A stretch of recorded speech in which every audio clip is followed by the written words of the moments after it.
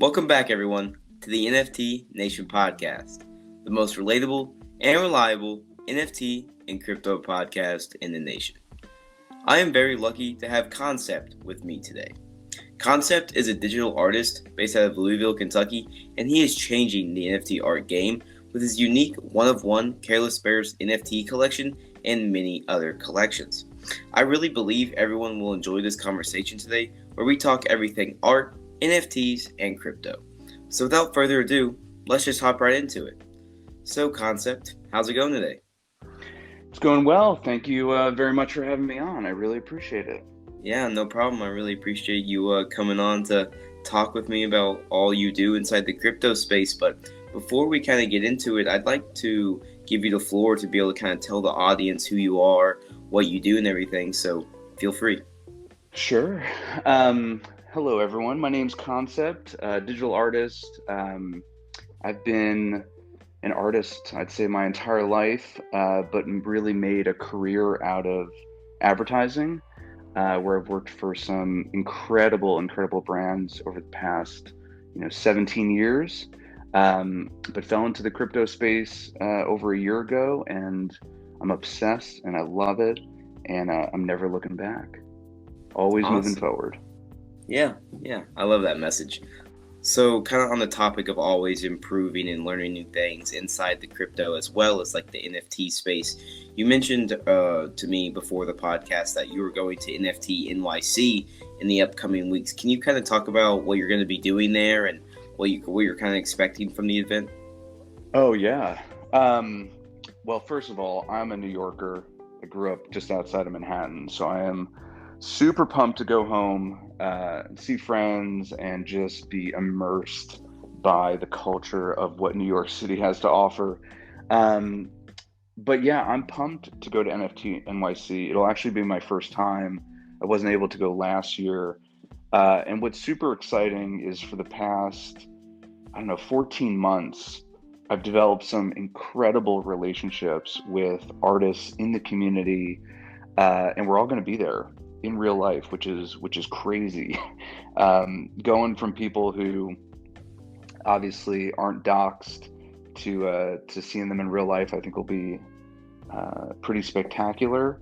So I'm excited to hang out with people, meet fellow artists, and also learn more about what's happening in the community, on the ground. I mean, I think, we get most of our news and updates through being in spaces or Clubhouse, listening to other podcasts, or even just, the typical emails. But being in real life with fellow obsessed, Web3, blockchain, metaverse, crypto natives, whatever you want to call them, in Yeah. real life, I think unlocks so much potential to see what's happening across, the universe itself. So excited to hang, excited to meet, learn, and then I'll actually be working at the event. I don't think it's been publicly released yet, but I'll actually be on June 23rd at the My Homies event, and I'll be doing live derivative drawings of the Homies in Dreamland project. So super, super pumped about that. Yeah, that's awesome. I'm really happy to hear that you're going to be able to experience all that and kind of meet up with all those artists.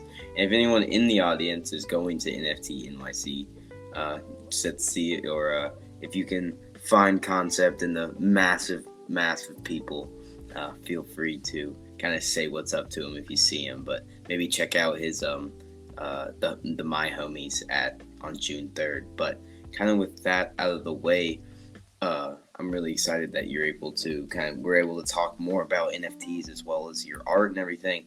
And with your art, can you kind of talk about how you got started with all that and kind of where the beginnings of your art came from? In life or NFTs? Yes, with life, yes. With life. I've been a creative my whole life. I mean, I can remember, being, I don't know, 5, 6, and always doodling, drawing, whether it was like mazes or characters. I vividly remember, oh man, back in the late 80s, trying to like master drawing Bart Simpson. Um, but yeah, I've been, an artist my whole life. At least that's how I feel like I've lived my life. Um, and over time, went to art school to refine my craft and kind of push how far, um, my creativity could go. And then kind of fell into an advertising career. And, lo and behold, with anything, when you put a lot of passion and heart and dedication into something, something has to give. And I think for too long, I kind of put art aside and really focused on creativity for brands. Um, but got back into it, 2 years ago, and I can't stop. It's like an addiction. That's great to hear. And kind of, you obviously you're mainly known, or at least online, for your digital art. Can you kind of explain how you got started with doing digital art, or like when you kind of transformed your art, I guess, more seriously into the digital space? Yeah, so I'm an early adopter of things, and I got the first iPad back in, I think it was 2008 when it dropped, or 2009, the first iPad. And it was just this incredible moment to have something in my hands that I just felt like the possibilities were limitless. The fact that I had a pen and could draw and actually see what I was drawing in real time really re-inspired me to see how far I could push my own skills. I think at my core, like an illustrator. I draw. I'm not a good painter. Um, and, in real life, I think I struggled with color. So I tend to draw in black and white, or just use like neon colors as a bit of a crutch. But the iPad was always something that I would turn on and just be like, what could I do today? Like, what could I create? What tutorial could I watch to push my limits? And I'm sure, like many others, when the pandemic first started, I was like, what am I going to do? I used to drive an hour and 15 to work every day, and now that I had 3 hours of extra time, I figured I would just draw. So a little bit more than 2 years ago, I just started drawing skateboard decks for myself, graphics that I wanted to skate or take a picture of. And then lo and behold, it just kept pushing me farther and farther to where I am today. Awesome. Yeah, it's kind of. I think a lot of people started not only like new hobbies and learn new things during COVID, but I think they just found just more stuff they enjoy doing, and they're like, well, what am I gonna do with all this time on my hands? Just like you said, and I think a lot of people had the chance to kind of improve their selves with that extra time, whether it be doing art like you did, or like working out, or just learning new stuff. Is really cool to see. And it's kind of weird to think something like COVID or the pandemic can come out of it, because so many people were harmed by it. But it's really cool to see stuff like that, because it did help some people maybe spark a new kind of interest in their life. Yeah. Well, and I think we all kind of fell into, like, not everyone, but I think I fell into this place of like, I was frustrated. I was, maybe mad or angry, like, how are all these things taken away from us? And what do you Yeah. mean I got to stay at home? And art really became this outlet for me that I just never thought about.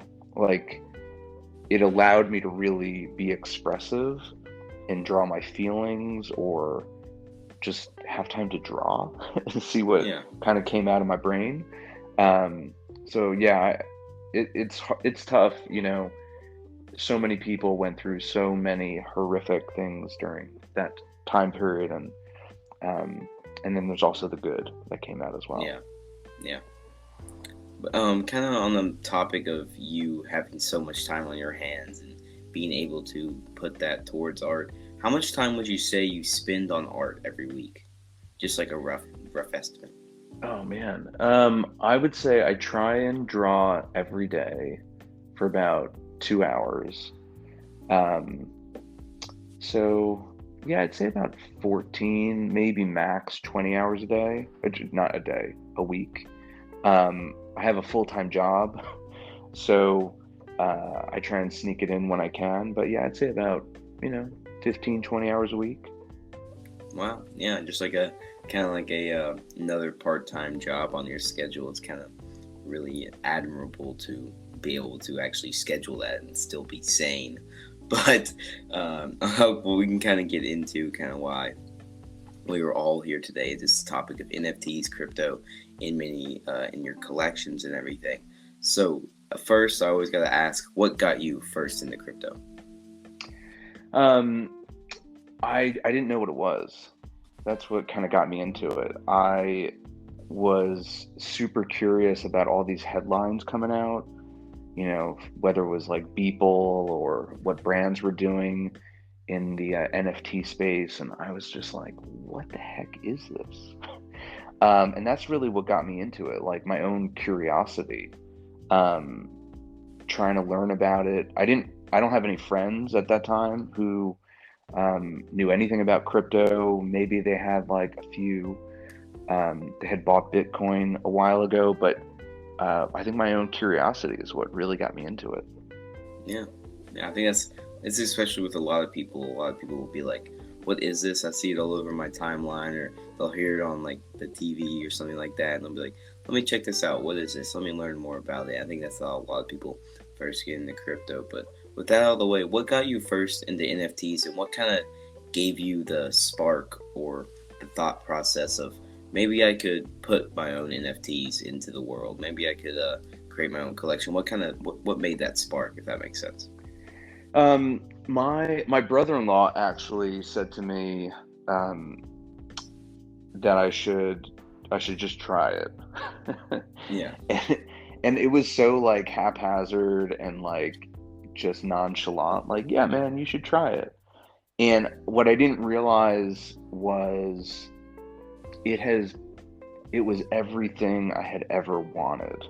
And like to be specific, like in my career over the past, you know, 17 years, I've always been in the digital innovation space, trying to tell rich, emerging stories that people hadn't seen before. Um, New inventions, you know, partnering with like NASA or brands like Verizon to do really crazy shit. um, in this NFT space, once I turned it on, jumped in spaces and listened to people, I was like, wow, this is like everything I've ever wanted, but I have control over what I make.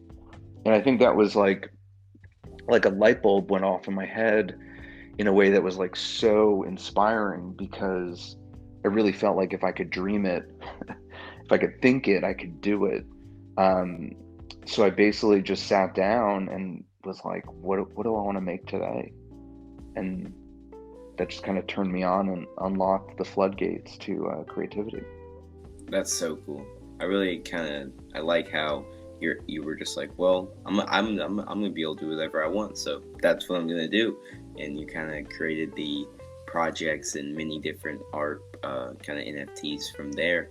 And kind of on that same topic, can you explain to the viewers or listeners at home the many different projects you work on, the projects you were kind of the main host of, if that makes sense, and kind of what you do inside that space? Yeah, sure. So um, last year, in I think it was August, I launched the Careless Bears collectibles, which were 100 one-of-one deconstructed bears. And what was really crazy was I had started in April going on to Twitter Spaces and Clubhouse nightly. Like it became this crazy obsession. Like everyone in the house would go to sleep, and then boom, 10 p.m. I would just like turn into a different person, and I would do a deep dive. Um, and throughout those months leading up to the collection, I did a lot of like self promotion and marketing and networking. And when I launched the first five of the collection, they sold out. I kid you not, within, I think the first five were gone in 3 minutes. Wow. And Wow. that might not sound crazy now when you hear about these 10K projects dropping, but this was last August, and in Yeah. my head, no one really knew me. Uh, 3 days later, I did another five. Those were gone in a minute. And then That's I so was crazy. like, well, let's see what happens. And I did another five on Friday, and they were gone in 60 seconds. And I was just like, holy shit. And I don't think a lot of people know this, but at the time, my collection was incomplete. Like I didn't have 100. I said I was going to do 100, but I didn't have 100. And after that week of just rapid sellout, I was like, well, what else do I have? And I had 15 more bears that I had drawn. And the following week, I just said, I'm dropping 15 more bears. And those were gone in 30 seconds. And at Whoa. that moment, you know, you hear that saying all the time, like fake it till you make it. You know, I was really in this experimental phase, right? I was like, I was like, what's gonna happen? Like my friends were like, you're nuts, dude. This is a fucking waste of time. And I was like, no, no, no, let me see. And basically, after the first 30 were gone, I was freaking out because I was I like, can only imagine. Like I know how it feels when I get like 5 followers on Twitter or something, and you actually had like massive success. So I really can only halfway understand how that felt like, if that makes sense. yeah, yeah. So basically, after that, I just drew as fast as humanly possible without sacrificing any of the craft. Um, and lo and behold, I think it was October 27th of last year, I did the final drop of 50, and they all sold out. And from that moment on, it's just been a really incredible journey. Uh, Working on different projects, learning about what their motivations are, um, what type of art they're trying to produce, what type of utility they want to reveal. So basically, after the Careless Bears, it's it. I've had I say luxury. I mean, it's just been awesome. I worked on Home Land by Cheech and Chong, which was a collection of 10,420 NFTs um, that really do have utility behind it. It's not just a project for art. They've produced, swag, merchandise, in real life events, and they do a lot of stuff for the community when it comes to holders. So they do a lot of airdrops, whether it's poster art, new gifts in Discord. So that was a really fun project that I worked on, and I still work on to this day. Um, I also produced the two characters for Homies in Dreamland for the sandbox. So we can get into a whole, metaverse conversation in a sec. But I designed Cheech and Chong in the sandbox. That'll be coming out later this year. So full 3D pixel art, which was really incredible. And then I also worked on uh, mutant turkeys, which was really a fun project. Um, Taking these kind of cute little turkeys and turning them into kind of mutated figures. But what's interesting about that project is, that is an NFT that basically unlocks the turkey verse in NFT worlds, which is really incredible to kind of see this, little JPEG that you bought into turn into a character that reflects and represents you that you can ultimately walk around a metaverse in. That's so cool.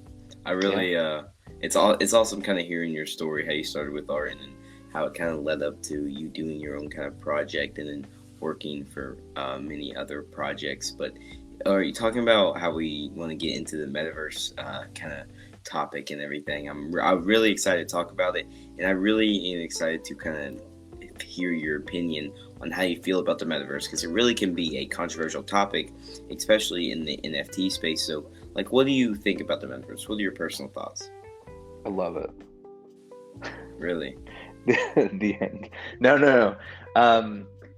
Yeah, I mean, I love it. And I've been thinking a lot about this, and I was actually on a Twitter space last night with all my friends talking about the metaverse. You know, have you read Ready Player One, the book? I have not, but I've seen the movie. Okay, you got to read the book. The book is incredible. And I'm not someone who sits down and reads books, but Hmm.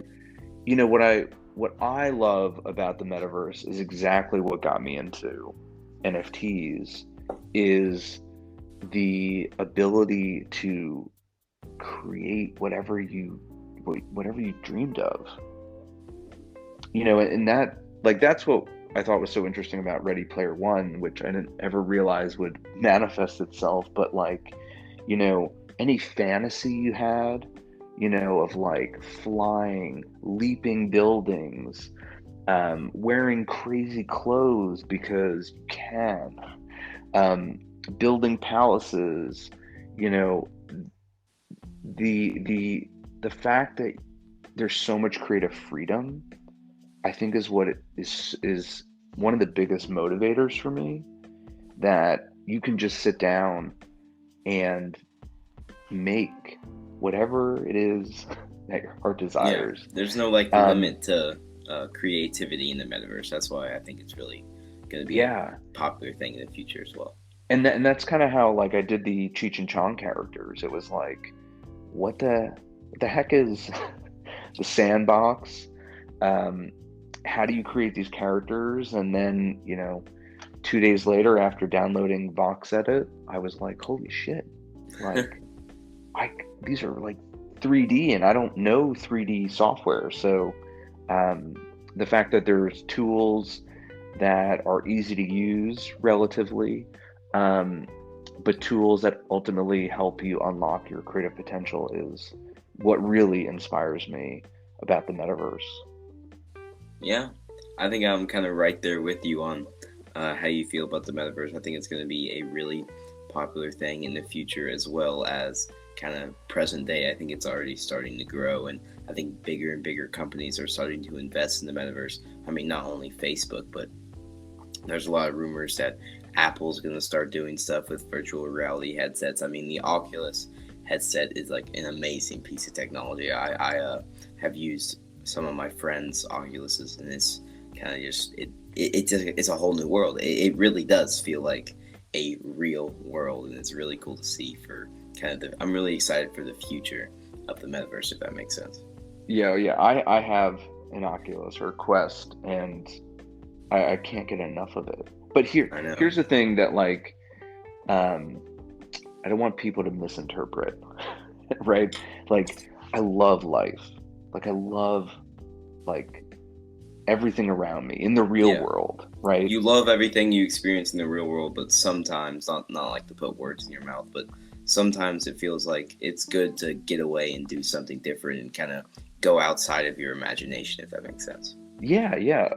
You know, just to escape for a second Yeah. and dream. I mean, what's so cool about kind of the Quest and you know its current offering is you can see the potential of where it's going. Right Hmm. now it's just a headset and two controllers with a bunch of haptic, you know, capabilities and you know the accelerometer. But like, you know, I said this last night in Twitter Spaces. Like, I think the metaverse, because the question came up like, what metaverse is going to win?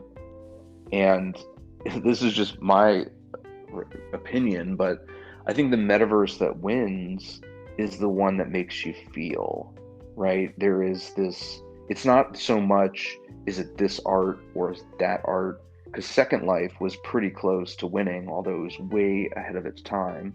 I think the one that wins really allows you to feel like not just vibrations, but emotion and connectivity.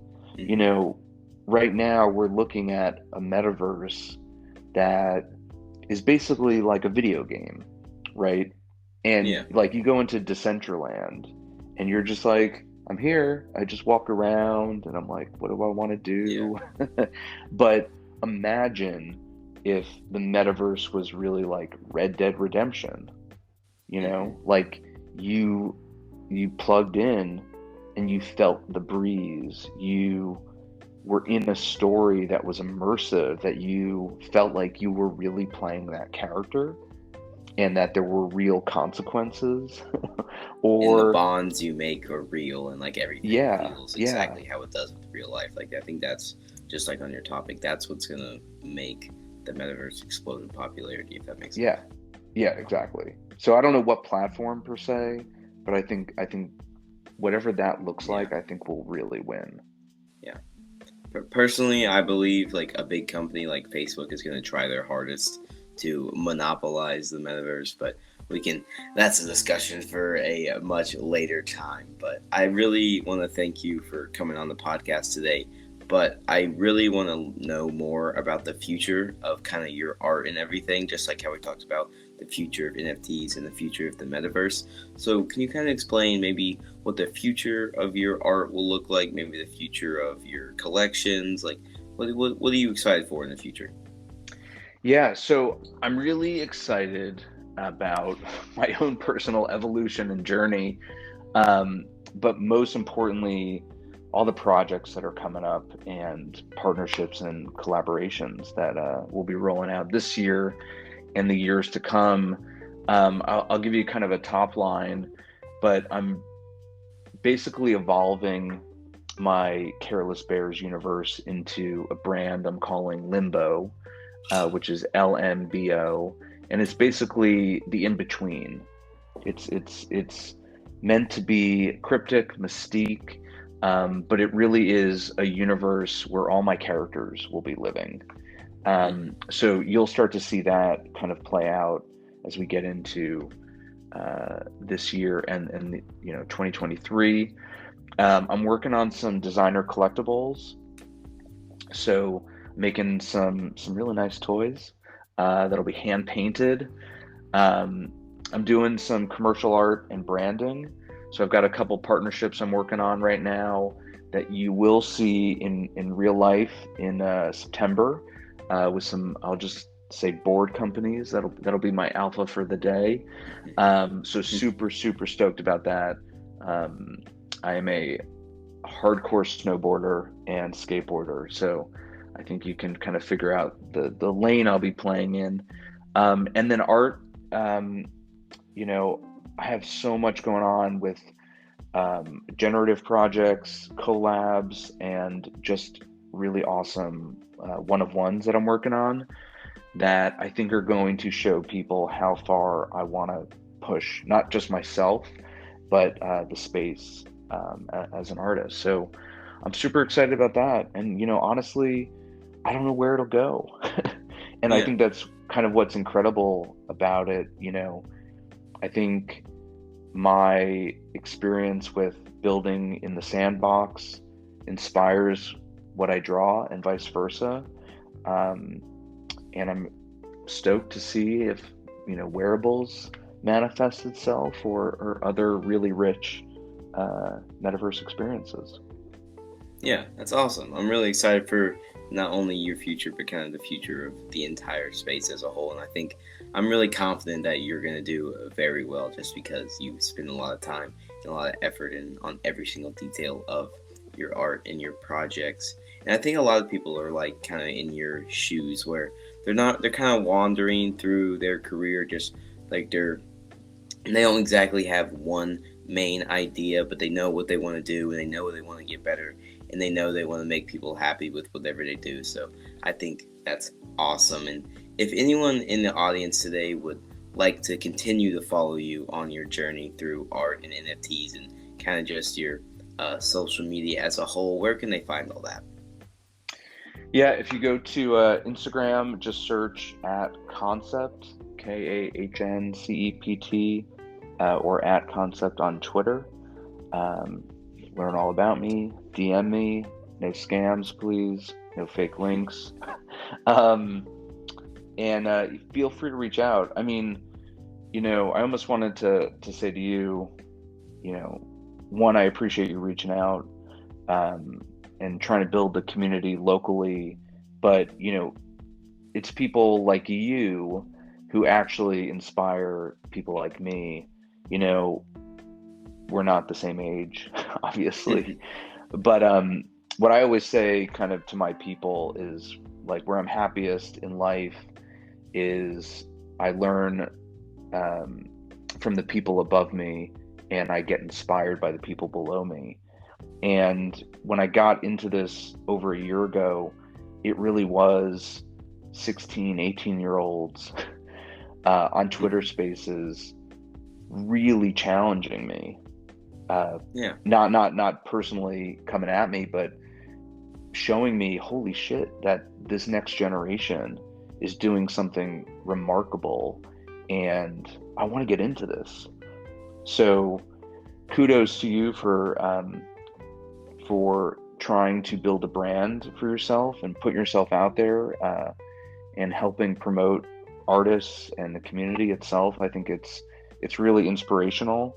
And dude, I hope you keep going. I can't wait to see what you do as well. Thank you. I really appreciate that. I'm happy you were able to come on and kind of tell your story and what you do with crypto and NFTs, as well as your amazing art, which I really enjoy to kind of look at and just scroll through every now and then. But I do have one more question for you. I ask it to every podcast guest I have, and that is, if you could have one superpower, what would it be and why? Oh my gosh, one superpower. What would it be and why?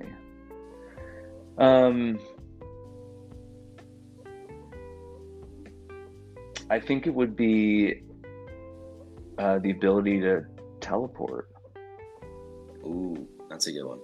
I like that one. And I think, because I feel like the most common are like, I wish I could fly, or the introverts would be like invisible. I think teleport, or being able to, like, magically, like you've seen it in movies, like just throw your hand out and like a fucking ring pops up and you're like, where do I want to go to today? Oh yeah. And honestly, just become Doctor Strange. Yes. Great reference. But I think to answer why, I think it plays into my curiosity. I think that too late in life did I realize how curiosity would really unlock so much of my creativity. Like, if I didn't know anything, I should look it up. And I should discover. And I think being able to teleport and say, I'm curious what this is, and go, I want to go see this, and be, I think is something that would be so fascinating to do and to experience, not just by myself, but with others. That's so cool. That's definitely one of the more unique answers I've had from the group of guests I've had on in the recent past. But yeah, I really want to thank you again for coming on the podcast. I really appreciate you taking time out of your very busy schedule to come to a small podcast and kind of talk about your story.